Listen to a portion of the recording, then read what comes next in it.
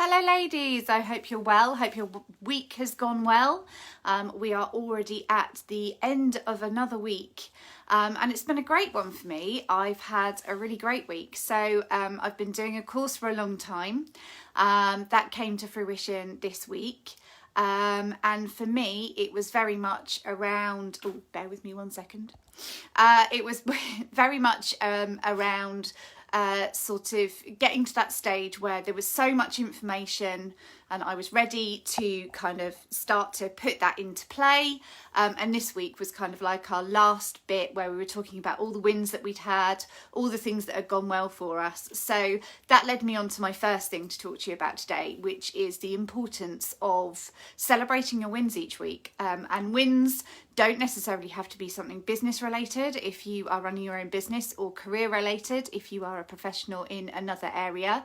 But it is important to work out, what have we done this week? You know, did we set our week up properly in order for us to know what a successful week looked like? I was really guilty of just not really planning what I was doing, and if I did something that week, that's great, but actually making yourself accountable for those things is really important, so that you are achieving the things that you want and being able to say at the end of the week, yep, those 2 things that I gave myself to do, I've actually achieved those, and actually that makes me feel like I've, you know, taken a step forward this week. Hello Zoe, hope you're all right, lovely.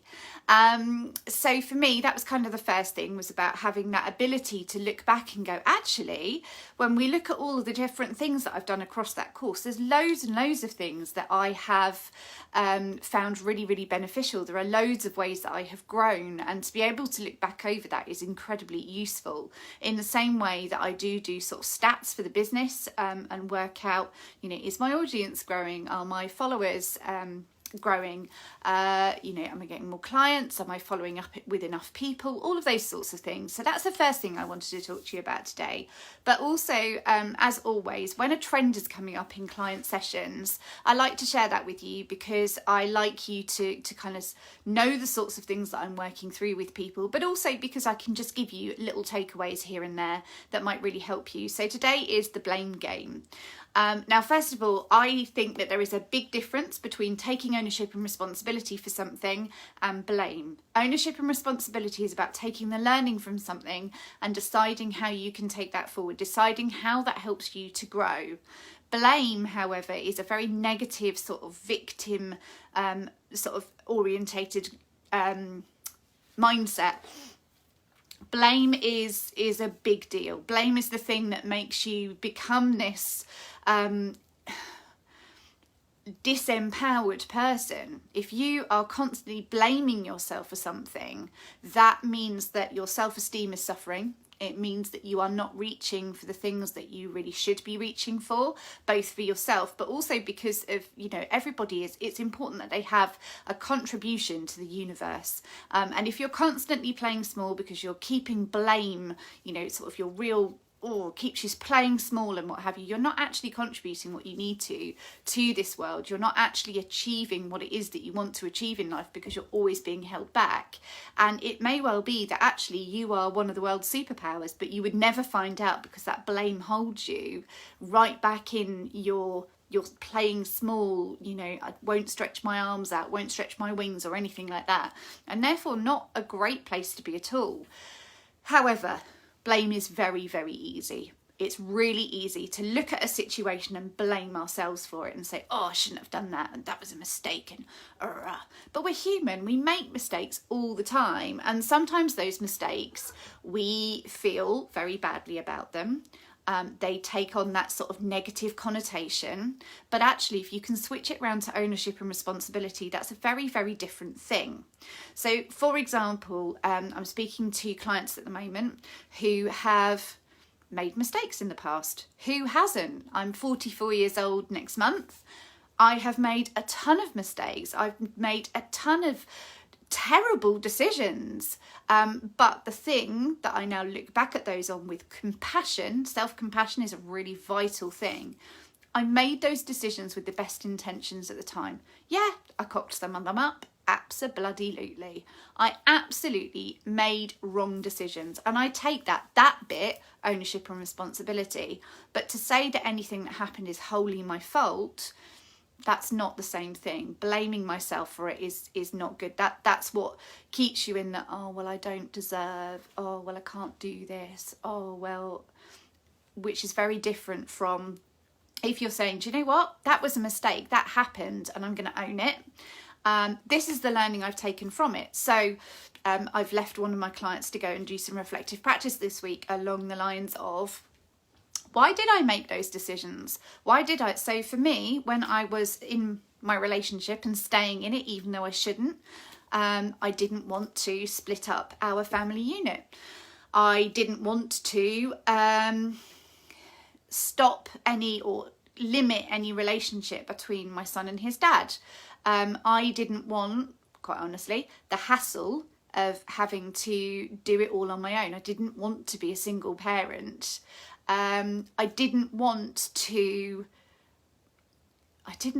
tell people, is one of the biggest ones. I didn't want to tell people what was happening. I had kept the shame inside, and I hadn't really told anybody what was happening. I lost a lot of friends over that situation because I was always coming across as very open, very honest, and people really struggled with the fact that I hadn't told them.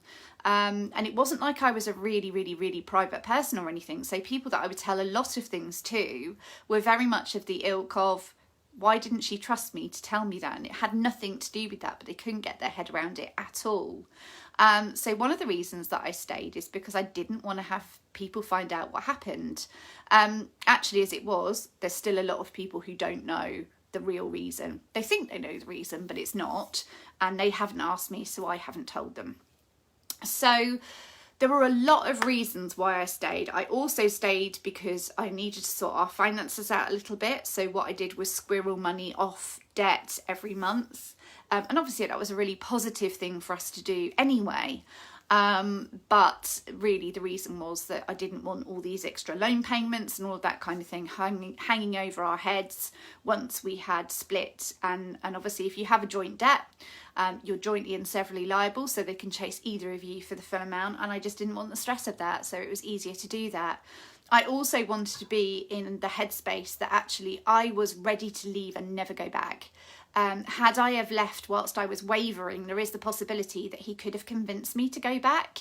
And leaving the first time's bad enough, let alone then trying to leave a second time, a third time, and what have you.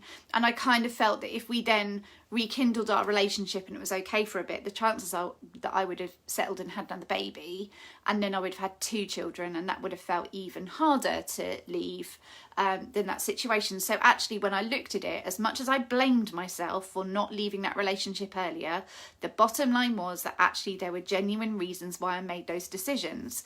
And actually now I look back and I stand by that. I made those decisions that were the right thing at that particular time for me. So if you are in a situation where you are holding blame, look at actually why you made the decisions that you did. What were the reasons at that time that you didn't do the alternative option that there was for you? So if it's, a relationship, why didn't you leave that relationship earlier? I am absolutely confident that you will come out with a list of different reasons why actually that was not feasible for you at the time. Don't be hard on yourself. Find that self-compassion, find that kind eyes. And if in doubt, always ask yourself, if this was my best friend, what would I tell her? And we are much, much, much kinder to how we would speak to our friends about things than we are to ourselves. So give that a try. Just spend some time thinking about what were the reasons at the time that you made the decisions that you made, and what would you be saying to your best friend, because I bet it's a lot kinder. And see if that just changes your thought process around that area of blame for whatever it is. If you're struggling, reach out to me, just send me a message and I will have a chat with you and kind of talk you through it. But it's really, really really important that you consider this is the time now for self-compassion, to work out that actually you did those things for a reason and they were the best intentions at the time for the best outcome that you thought would happen. Lots of love to you. Have a great weekend, and I will speak to you next week. I'm hoping that soon I'll be in a position to announce some of the changes that are happening. But the first one is that I'm looking at this self-study option to see if I can create courses for people who would struggle to work with me one-to-one and want a more affordable option. So I'm in the process of kind of getting all of the logistics of that sorted out so that I can get writing and get something out to you. Lots of love. Have a great weekend. I'll speak to you on Monday. Bye.